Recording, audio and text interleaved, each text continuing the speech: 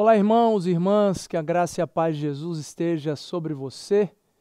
Que bom estarmos juntos aqui em mais um estudo bíblico. Nós estamos na semana 31 do nosso circuito bíblico e você é convidado a meditar na palavra do Senhor comigo mais uma vez nessa semana onde certamente Deus vai ministrar o seu coração. Tenho uma pergunta para você antes da gente abrir o texto para ler e orar. Você já teve a impressão de que algumas vezes as pessoas têm servido um Jesus ou têm seguido um evangelho que é diferente daquilo que você aprende da Bíblia? Você tem essa impressão de que algumas pessoas querem transformar Jesus num personagem diferente do que a própria palavra está dizendo sobre quem ele mesmo é?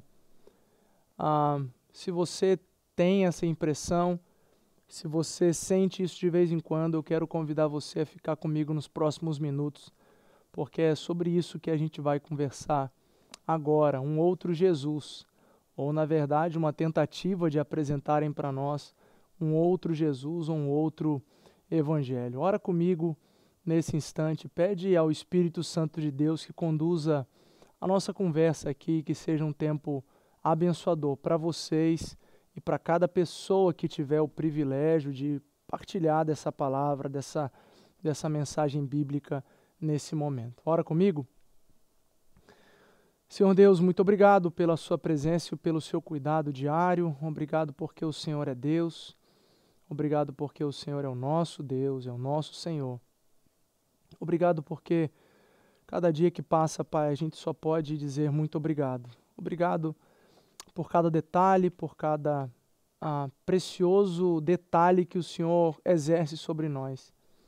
Pai, é muito verdade que tantas vezes a gente acha que você está fazendo algumas coisas que na verdade não seria muito bem o Senhor, mas porque tantas vezes a gente não conhece bem o Senhor na palavra, a gente atribui coisas a você. Então eu peço que hoje, nessa hora, nesse encontro aqui, que o Teu Espírito Santo nos conduza, nos dirija, nos lidere para esse lugar que certamente nos abençoará.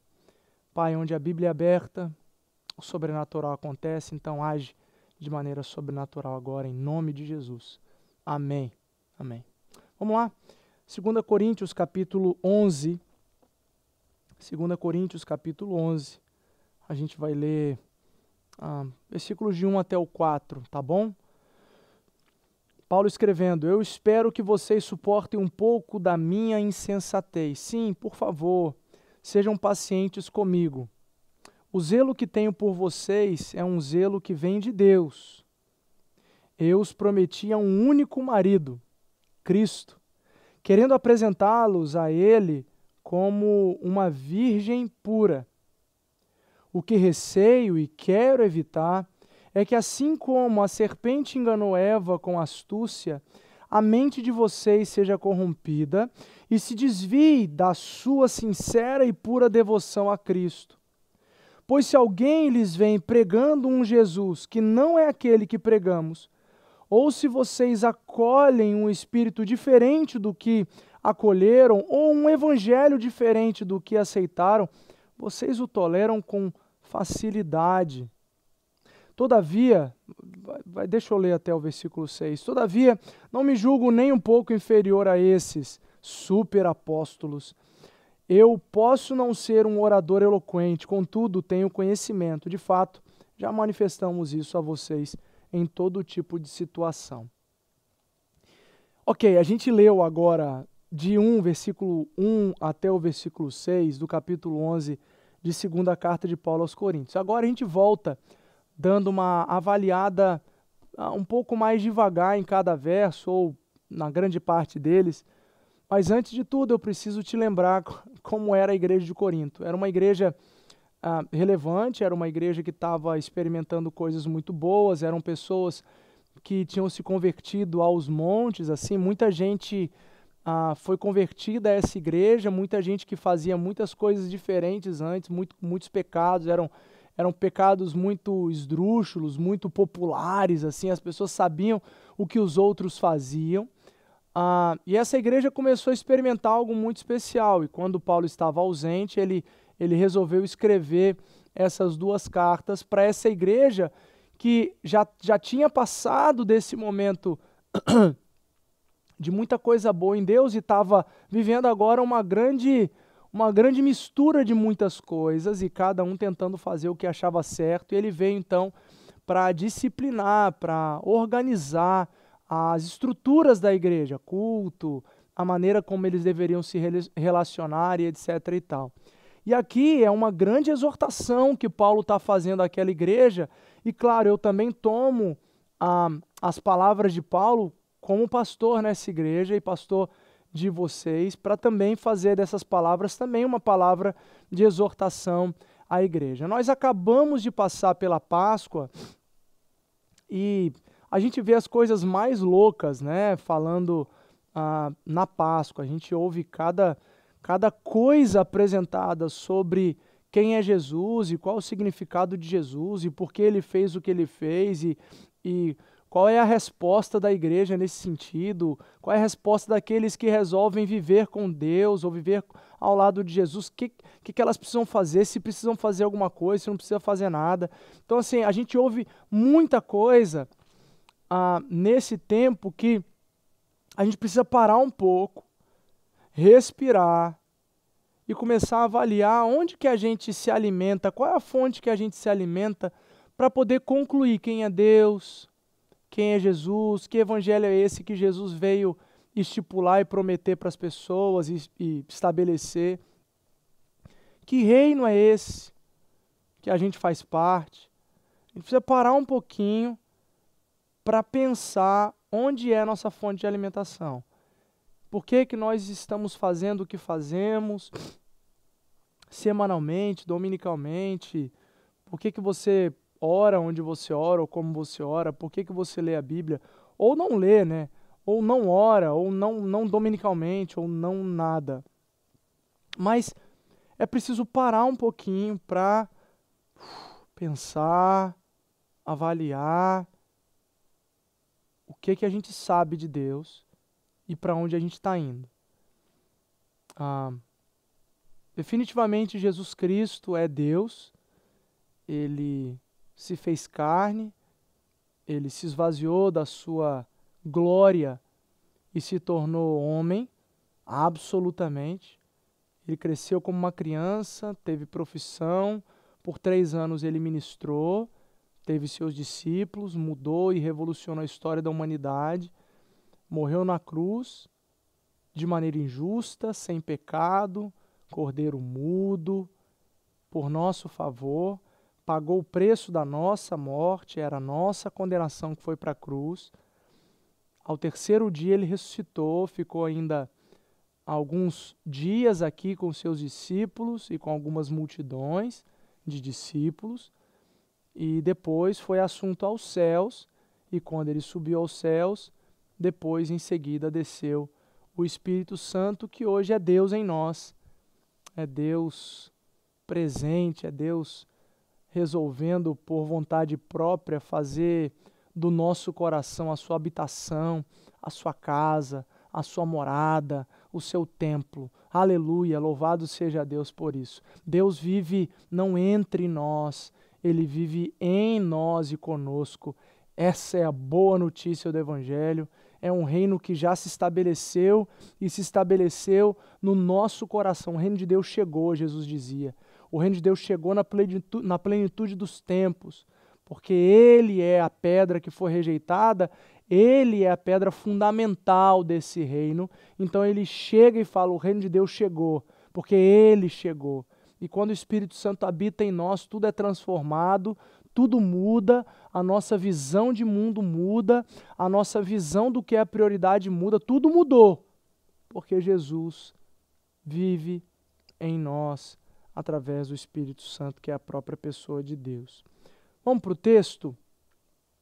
Depois dessa breve introdução, vamos para o texto aqui. Olha, Paulo é progressista quando ele vai no estilo literário dele, ele vai devagarzinho, chegando nos pontos dele, e quando ele chega no ápice, ele já está batendo sem dó, assim, já está batendo forte, porque ele já está vindo no flow, já está vindo no esquema já, de que ele já estava falando, ele já vai para cima logo, e ele já, versículo 1, ele fala, ó, gente, me perdoe se eu for um pouco maluco aqui, se eu falar um pouco duro demais, mas é isso aí, eu vou para cima, eu vou falar. Então, versículo 1, por favor, sejam pacientes comigo. Versículo 2, já dá uma carteirada. Paulo aqui, ó, o zelo que tenho por vocês é um zelo que vem de Deus. Ou seja, tudo que eu vou falar com vocês agora, diante de Deus já está aprovado e é alguma coisa que eu recebo dele. É uma preocupação que eu tenho com vocês, que não é uma preocupação que é simplesmente humana pela minha vontade, pelo meu desejo de que vocês sejam mais bonitinhos. Não, ele fala o porquê. Vem de Deus e por quê? Olha aí a sequência do versículo 2. Eu os prometi, olha que coisa mais incrível que Paulo escreve. Eu os prometi a um único marido, Cristo, querendo apresentá-los a ele como uma virgem pura. Paulo está escrevendo para uma igreja, a igreja que ele começou. Uma igreja que ele foi alguém extremamente importante na história da formação da igreja. Então, quando Paulo está falando para aquela igreja, ele está falando para os seus filhos espirituais, para as suas ovelhas. Paulo vai falar coisas duras, coisas difíceis, para a gente que ele se importa mesmo. E não se importa de querer que as pessoas sejam felizes e curtam a vida, não. Ele se importa de apresentar aquele coletivo de crentes, que esse coletivo de crentes seja apresentado para Deus de maneira pura, de maneira imaculada, porque a igreja de Cristo é a noiva. É a noiva de Jesus.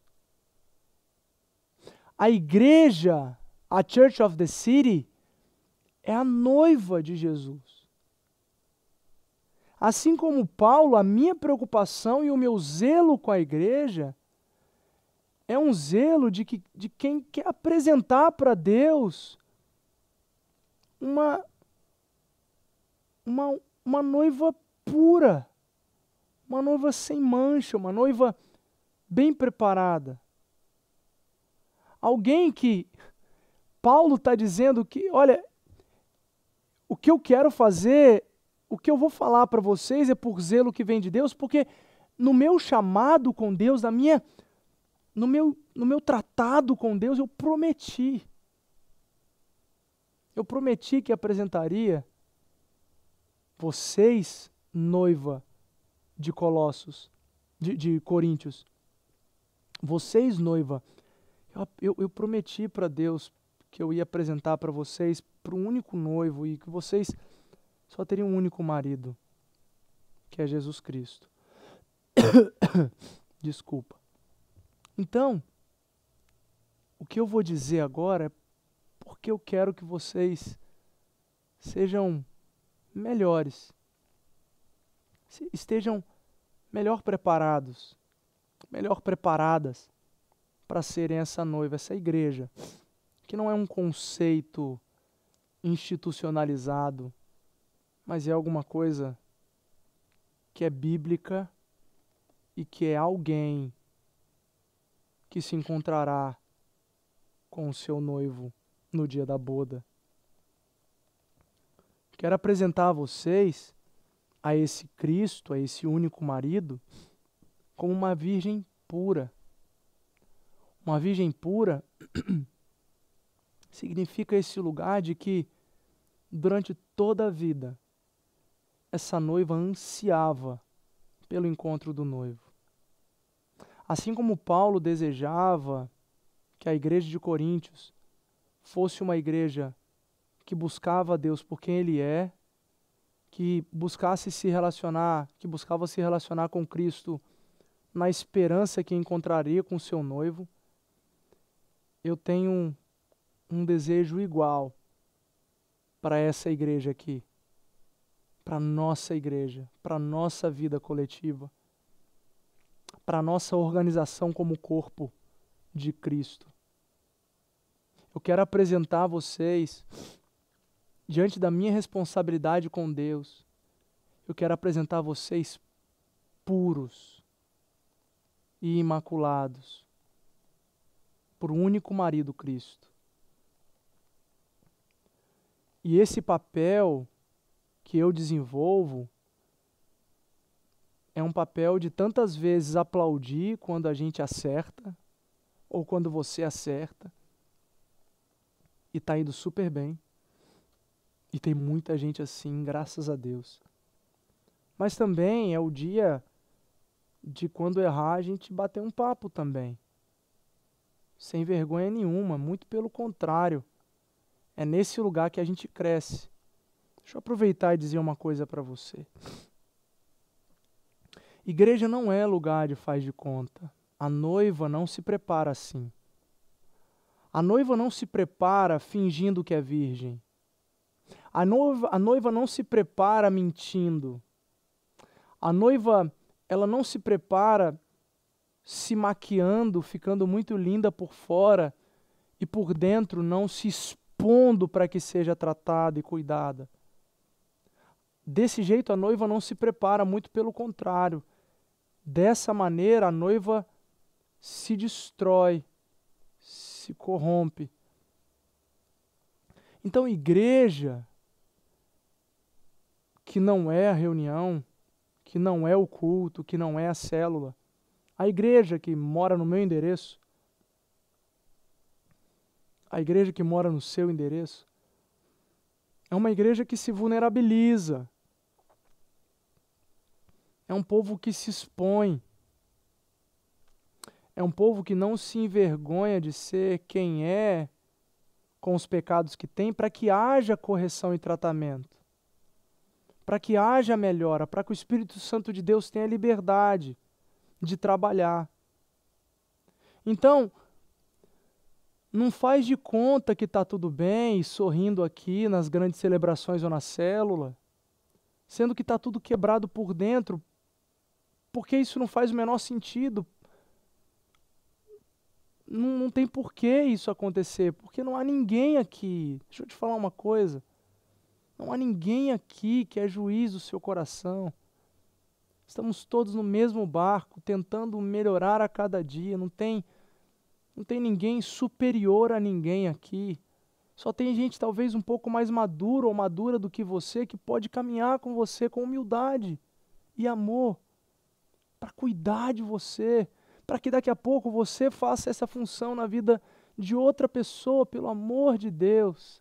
A noiva só se prepara se expondo, sendo verdadeira, sendo real, entende? É só assim. Versículo 3. O receio de Paulo, olha o que ele diz. O receio, o que receio e quero evitar, é que assim como a serpente enganou Eva com astúcia, a mente de vocês seja corrompida e se desvie da sua sincera e pura devoção a Cristo. Entenda bem que Paulo está dizendo, confessando aqui, que a intenção e a busca da igreja de Corinto era sincera e pura. Ou seja, a igreja estava de verdade querendo Deus, assim como nós estamos querendo agora, assim como você está querendo hoje.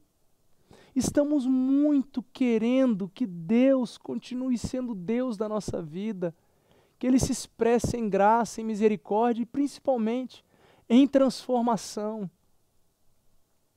Mas o que é preciso acontecer é que a igreja de Jesus precisa vigiar. Você e eu precisamos estar ligados, antenas ligadas, sensações ligadas, para ver onde Deus de fato está agindo, para que a gente se una a Ele, naquilo que ele está agindo, porque se Deus está querendo mais de você e você está dando menos de você, então você está perdendo aquilo que Deus quer fazer através da sua vida e com você, em você. O que Paulo está tentando evitar, eu também falo para você, eu quero evitar esse lugar. O lugar do engano, porque a serpente, ela enganou a Eva, não com mentiras esdrúxulas, gigantescas, mentiras completamente que entrariam em oposição, confrontação direta ao que Deus falou, ou negando Deus. Não, a serpente foi sutil, e o diabo sempre é sutil comigo e com você, e é por isso que a gente tem que ficar ligado, ficar atento a todas as estratégias que o diabo tem contra mim e a sua vida. E como é que a gente faz isso? Conhecendo a palavra, conhecendo a Bíblia, conhecendo Deus, se relacionando com Deus, vivendo com Ele. É só assim que a gente tem força para resistir às tentações da serpente. É só assim.